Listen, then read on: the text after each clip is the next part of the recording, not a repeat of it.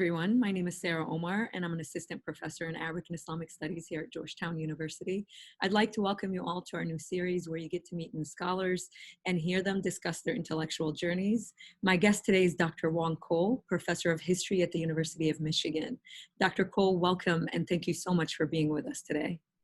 Thanks for having me, Sarah. So I wanted to begin by having you tell us a little bit about yourself and what brought you to your specific areas of research. I think we forget the humans behind the writing, so this is one opportunity for us to really get to know you a little bit. Well, my interest in the Middle East was tipped by my father being in the military and being stationed when I was a teenager in Asmara, now Asmara, Eritrea, but in 1967, when we went there, it was part of Ethiopia. Eritrea is about a third Muslim, and Asmara has mosques, and you meet Muslims, as we did, and get invited to weddings and so forth. One of the great things about traveling, at least in the time that I grew up, was that Americans were generally considered high quality guests. So we would often be invited.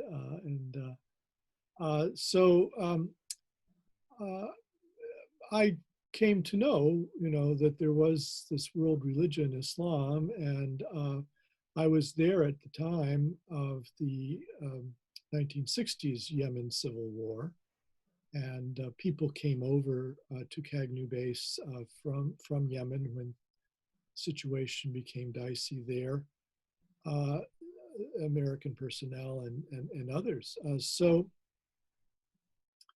I was there on the Red Sea littoral on the edge of the Middle East, and we came back through Beirut and had a layover there. We went to the gold market. We had lunch at Hamra Street, the Shishi Street, and this was Beirut in good times, and I kind of liked it. Then we stopped back through Athens and came home via London then. And by that time it was 68, and it was the summer of love and the hippies and the Beatles. And so a lot of young people of my generation were very upset about the Vietnam War. And also the civil rights movement had its legislative achievements, but there was still a lot of work to be done, and those things were on our minds. And so we were a restless generation. I think a lot of us were looking around for other things. And so I did a lot of reading and Sufism and Gandhi and world religions and the Bhagavad Gita. And I ended up majoring in religion at Northwestern when I went there as an undergraduate. And I started, because of my interest in Islam and Sufism, I actually started Arabic when I was there. And was frustrated. At that time, Arabic was not taught all that well. Our teacher was very good, but didn't have a lot of materials for teaching, is what I mean to say. And so I had an opportunity at Northwestern as an undergraduate to go abroad for two quarters of my senior year. It was a competition for a traveling fellowship, they called it. A nice man named Richter had given the money. And since I had seen Beirut and I'd become interested in these subjects, I designed a project that would take me back to Lebanon, and it would investigate a Christian-Muslim dialogue. That had become a thing after Vatican II, and a lot of those dialogues were sponsored by the Maronite Church in Lebanon, but involved Muslim interlocutors, some of whom I met or heard, some of whom were famous. So uh, I interviewed people and did background research for that senior thesis on Christian-Muslim dialogue, and it became the foundation of a career. Wow. So, you know, I've read so much of your work, and many of us so value your work, and you've written so widely about Egypt and Iran, Iraq, and South Asia.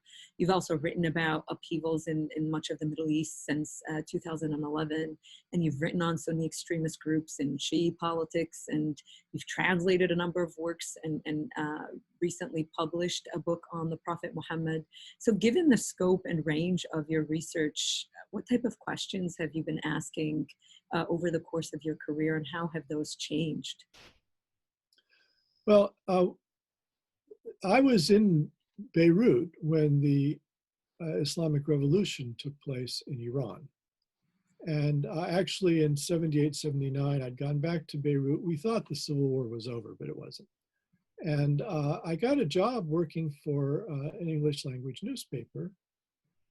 I did a lot of translating for them. I wrote just a couple original pieces, but I was mainly a translator. And but we were covering, the events in Iran very closely. And I had already been interested in Persian, and I studied it in Cairo. Actually, I had to start. I studied Persian in Arabic, and so I was interested in Iran too. And the revolution, drew the world's attention to the country. And I can remember on February 1st, 1979, Beirut, in the evening, I was out with some friends, and the city went crazy with gunfire. And we thought, oh no, the Civil War has started again. So as we were driving back from the restaurant, we stopped and asked a doorman. The Boab or doorman is the one who knows what's going on. So we asked the guy what's going on. And he said, Raja al-Khomeini, the Khomeini came back. So it was celebratory fire. People in Beirut were happy that Shah had been overthrown. And I think a lot of them didn't understand how reactionary the new government would be. But in any case, I was gradually coming to the view that there wasn't a long-term prospect for American journalists in Beirut. People ended up being kidnapped, and the security situation was not good. So I left in late spring of '79 and had applied to UCLA for their PhD work. So my first big question in my career was really out of that event, and it was, how in the world did the Shiite clerics take over a country? Because it's a little unusual in modern history for clerics to take over a country. So what were their ideological and social bases of support? How did they manage to do this? And it's a historical question. I wanted to go back a couple of centuries. And as I designed this project, it was perfectly plausible that I should be able to go to Iran and research it. The US still had diplomatic relations with Iran. In the summer of '79, scholars went. But then in late fall of '79, the hostage crisis took place, and American relations with Iran were ruined, and it was no possible way for me to go do research in Iran. And I wanted to do manuscript research. I wanted to get at things that hadn't been published in order to develop my thesis. So I looked around and I found that there were other Shiite kingdoms besides Iran in the 18th and 19th century. And one of them was in India. And so I retooled, and I wrote my first book about the roots of the power of the clergy in this Shiite-ruled North Indian kingdom. And I gained access to many of the same sorts of debates and manuscripts that I would have found in Iran. But this was unknown territory. Nobody had written really very much about this subject. And while I was working on it, there was one senior Indian scholar who developed a book. But it was an original piece of work. And it forced me, and the young people should pay attention here, it forced me to either give up my project, which I was loath to do, or to find another way of doing the project. And so I chose the latter, and it gave me a South Asia competency as well. Wow. So, you know, again, you've written widely and your projects seem to be wide ranging. And so I guess one question that I have is how have you shifted your methods and tools and maybe theories as you approach different questions and different subjects as the fields also are actually changing over time? Sure. Well, I began as a religion major and all along been very interested in religion. But I developed interests that couldn't really be resolved in that way. And so uh, in my graduate work at UCLA and then as an assistant professor at the University of Michigan, I got caught up in the wave of social history. And social history means archival work. And so I went back to Cairo. I did an MA there, but I went back to Cairo to get into the Egyptian National Archives.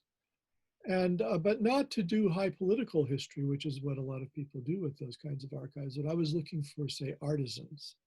And I wrote a book about a revolution, the Arabi Revolt, in which I paid a lot of attention to what were the peasants doing, what were the townspeople doing, what were the artisans doing, what were the journalists doing.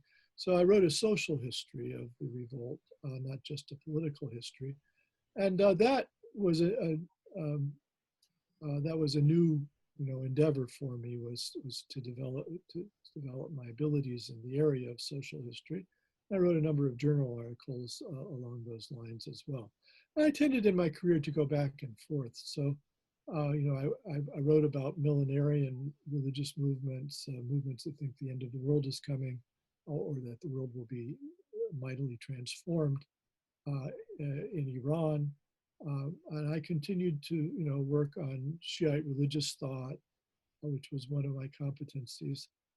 You know, Isaiah Berlin said that among scholars, there are foxes and hedgehogs. The hedgehogs know one big thing. They kind of spend their whole career studying one thing, and they're the world expert on it. And then there are foxes who run here and there and know lots of things. So I'm very much a fox among scholars, and as you say, have been interested in a wide range of subject matters. The next big thing that happened was 9/11, and that threw me for a loop. I had lived in the Middle East and South Asia during the time that Al Qaeda was growing up. So I was in Cairo in 1977 when they arrested those 77 members of the Egyptian Islamic Jihad. I read about it in the Arabic newspapers at the time.